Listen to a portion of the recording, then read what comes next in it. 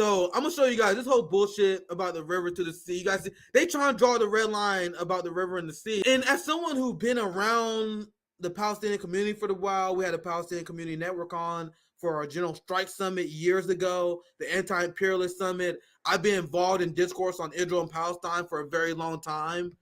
They are now trying to pretend this term that I always heard at every single protest, which has been a term that has been used forever. They are now trying to take this term and make it mean genocide and trying to turn it into a slur. Nah, motherfucker, not on my watch. Not on anyone who's not a bootlicking little authoritarian. Now you got the entire media that's saying from the river to the sea is hate speech. They censored Rashid Tlaib for saying from the river to the sea, and this is how ridiculous it is. They say, well, if you say from the river to the sea, that's unacceptable because you're calling for the genocide of Israel. They say this as they are literally cheering the bombing of thousands of children in a genocide in Gaza. The gaslighting from these authoritarian bootlicking motherfuckers is unbearable. From the river to the sea means genocide, so you can't say it. Stop saying the chant that means genocide as we committed genocide. Can you believe these motherfuckers? Can you believe it? Here's Caitlin Johnstone, and anyone with a rational mind, whose mind wasn't fried by the public indoctrination system that Fox News want more of. I can excuse a natural genocide, but I draw the line at the imaginary cause for genocide. This is what Zionists, right-wingers, liberals, and the entire corporate media is arguing unapologetically. And as Croky said, we're going to get to that here very soon, from the river to the sea was originally a Luckett Party slogan. And when the Luckett Party, when they say it, they actually do mean the genocide of Palestinian people. Let me see if I can find that receipt. Here it is. You guys, our audience at RBN is so smart. You guys are ahead of me on my own motherfucking segment. You guys are ahead of me. Because as you guys see here, one of the people who saw my tweets about this, where the Luckett Charter says between the sea and the Jordan. This is from the river, from the sea. Let me read it. From the right of the Jewish people to the land of Israel is eternal and undisputable, and is linked with the right to security and peace. Therefore, the Judea and Samaria will not be handed to any foreign administration. Between the sea and the Jordan, there will only be Israeli sovereignty. This is not fringe Israelis here. This is not fringe out of power radicals. This is the ruling coalition formed by Netanyahu that is in charge of the genocide of the Palestinian people. This is their fucking charter. So what did we say? You had everyone, even people who are on the right side of this. People talking about how Hamas was funded by Israel. I don't even give a fuck about none of that shit. People trying to distance themselves from Hamas. My argument has been everything that they tell you about Hamas is Israel. Everything that they say about Hamas is Israel. So I don't even accept the premise, the way they characterize Hamas in the first place. You know, the people who had the legal right to self-defense, right? But even if I said their premise that Hamas are uniquely evil, they're terrorists, everything they accuse Hamas of being is exactly Israel. Israel is the master of projection. You know how they say Hamas behead babies, rape people? That's the IDF. The IDF beheads people with their bombs. The IDF soldiers we showed you guys before was bragging about raping people. And now you have the capitalist class coming together because, as you guys seen the right wing, as you guys seen the capitalists been trying to demonize this slogan. Now we at the main event here. From the river to the sea. So you guys want to know who took upon himself to declare war on free speech because he was following the narrative? You guys see I had to mute Elon. But let me put it back up here. So Elon Musk accepting the premise of the liberal Zionist and the far-right neocon Zionist conservative is now declaring war against free speech because he's uncomfortable with decolonization. Another thing that RBN got right from day fucking one. I told you guys, if you think that Elon Musk bought Twitter to fight for the rights of workers, the people that actually believed it. And I had so many classes. I'm going to be nice, so I'm not going to say any names here. But I had so many clashes with honestly moronic people that was like, come on, man, you don't think Elon Musk really care about free speech a little bit? No, he does not. Absolutely does not. So here's the tweet for people only listening. He says, as I said earlier this week, decolonization from the river to the sea and similar euphemisms necessarily imply genocide. Clear calls for extreme violence are against our terms of service and will result in suspension. Who the fuck thought this guy was ever going to fight for free speech? So do you guys understand? We are right back where we started. Actually, me and Misty, my friend Comrade Misty, we explained before, I think the censorship on Twitter is worse now than it was before. You see pro-Palestinian voices, you even see some right-wingers complain every once in a while. The censorship is worse. Elon Musk conned the dumbest people in our society into thinking that he actually was on a free speech crusade. Literally the dumbest people. It's unbelievable. And we were screaming. I was screaming from the top of my lungs. I'm going to show you guys. But Elon Musk, you guys see how how scared he is of decolonization, and a white guy from South Africa being afraid of decolonization. It's almost just too much on the money. Their system and their ill-gotten wealth and their society that is built and maintained by state violence, the call to dismantle their unjust society that is built on genocide, they view as a genocide upon themselves. So the oppressor always feel the call for liberation as an attack on themselves because they know they're complicit. I knew this because Elon Musk had contracts from the Pentagon. You guys think that Elon Musk was going to ruin that? So this is why I said around the time Elon Musk took over, I don't know the exact date, but this is April 2022.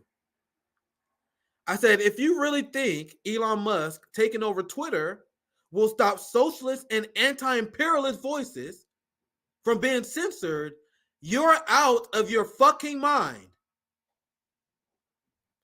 So on April 14, 2022, over a year and a half ago, I said, people who really think Elon, we can coup whoever we want, Musk, will stand up for anti-imperialist voices are clowns of the highest order.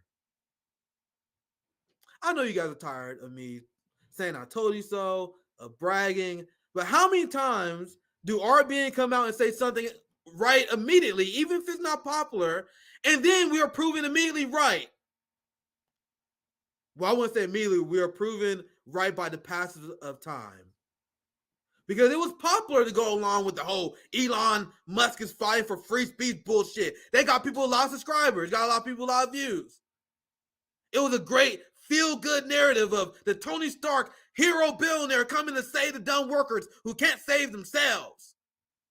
Anyone who had revolutionary discipline knew this was bullshit. Anyone who understood class consciousness knew this was bullshit.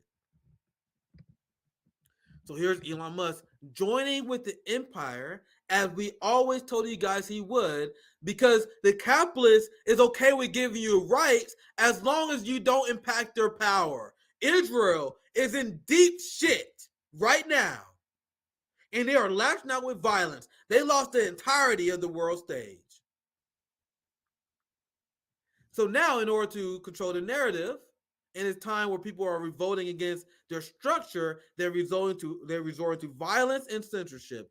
Elon Musk was all for free speech when it was going great for him and the establishment. Elon Musk made records amount of money during the COVID pandemic, as black people was getting their ass beat by the police while we was protesting, talking about how we live in a fascist authoritarian state, and a lot of white people didn't believe us, but now you have to believe me after watching the stream, right?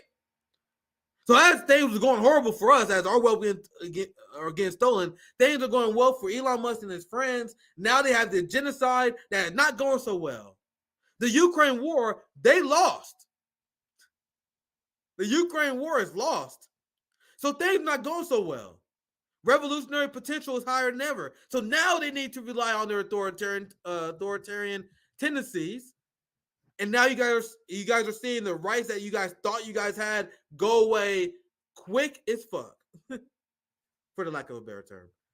So I'm gonna just show you guys some reactions, because there was Elon fans that was still going along with his bullshit, even though we expose him for not being a free speech guy. But now, like, there's a fury against him from anyone who even pretended to care about free speech after this, because now it's like fully mask off. You're accepting the premise of fascist, anti-free speech liberals and authoritarians in order to justify cracking down on people. So here's a few reactions. Max Blumenthal, 22,000 likes, Jesus Christ. Max says the Israeli lobby, I need a drink. He said the Israeli lobby is the most powerful, invidious force within the censorship industrial complex, and therefore one of the greatest threats to free speech in the West. Elon Musk just caved to it, while inadvertently acknowledging that Israel is a settler colonial entity, which is what he did when he freaked out about decolonization. That's exactly what he did.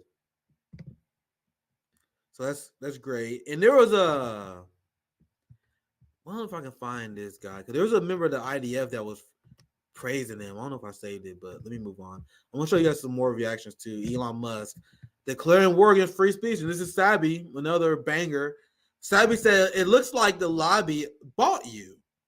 Just say you're against Palestinian voices already," which is the obvious contradiction here, because Elon Musk is not even against calls on genocide on principle, because based on your bullshit rule, which is meant to silence Palestinian voices, you are not banning IDF and Israeli accounts that is calling for the genocide of the Palestinian people. You guys see how the authoritarianism is waged in one direction against people fighting colonialism? There is no greater authoritarian than the capitalist, than the Zionist. How many times the RBN gotta get this shit right? We told you guys about Elon from day one. And this is Dan Cohen bringing up the obvious contradiction that we discussed the Lucky Party charter. So Dan Cohen explains that why won't you ban people of the, I know people keep saying it wrong, but does it, the Lucky Party? Lucky, I know I'm saying it wrong. You guys know how to read more. I don't watch news. So I know I may be saying that word wrong. I acknowledge that. 100%.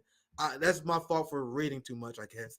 And I'm not good with foreign languages. I'm not a good linguist. I'll be honest. But as Dan Cohen highlights, like, if you're gonna have this policy, where's the Israeli accounts being banned? You know how fucking far gone you have to be? I saw this tweet. You know how far gone you have to be? I see you guys trying to help me. I admit I'm not a good linguist, guys. You guys know it. I apologize. I grew up with a speech impediment, so I'm lucky to be doing this. Lucky. I don't know. I'm struggling with it. You guys are with me though. But you guys know how bad you have to be to get fucking checked on free speech principles by Ryan fucking Grimm. Ryan Grimm destroys him here. He said, "Why don't you just write all our tweets for us then? Cut out this middleman bullshit." Now, I don't know how consistent Ryan Grimm is on this issue in general. But this is a good burn because you're doing the same. You're preaching the same thing that liberals preached. So if you want us to post in a certain manner, why even pretend to do this middleman bullshit? Why not just write our post? Why not have a bot approve our tweets while we at it? Once again, you got to be so fucking bad and so unprincipled to get Ryan Grimm to nail you the fuck down, bro. Like, here's Haas. We had him on before. He's like a communist. He like debates all the time. I see him debate. He debate a lot of right wingers on their hypocrisy. He debated a lot of people on like Israel and Palestine. He's very socially conservative as well, but there are a lot of people who are socially conservative. People just got to deal with it. But he debates Zionists and imperialists. That's what I know him for. So, as he mentioned, blame the Zionists for taking away our free speech on X again. So, as always, the crackdown on our rights is coming from a hostile foreign power influencing our politicians. It's unbelievable. But people think they are American first as they are cheering for a hostile foreign power influencing the suppression of free speech on X. So that's a good point. That's a good take by Haas, calling out how Zionists go against people's free speech. And this is our boy Q Anthony Ali, our boy Q Anthony Mine. Is there a single basic principle you won't backtrack on? And you guys see how shameless the capitalists are when they're marketing themselves, when they're trying to increase. Like Elon Musk was trying to catch. Why don't I blank on the Amazon guy's name? Jeff Bezos. So he wanted to catch up to Jeff Bezos, and he did. So he marketed himself as a free speech advocate to win over the dummies on the right who have no class politics.